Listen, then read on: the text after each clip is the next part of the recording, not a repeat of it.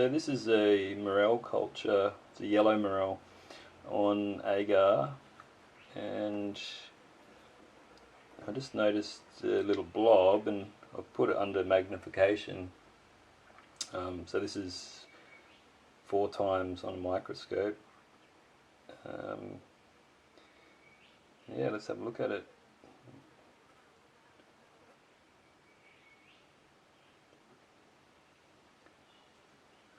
Let's get a bit of focus on it.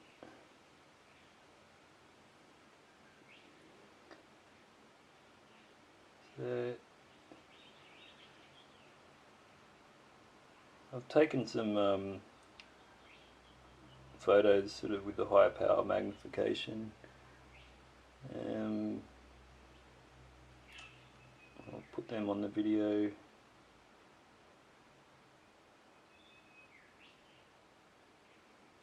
But definitely looks like a yellow morel to me.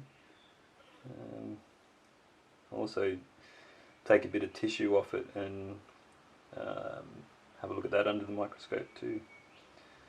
Yeah.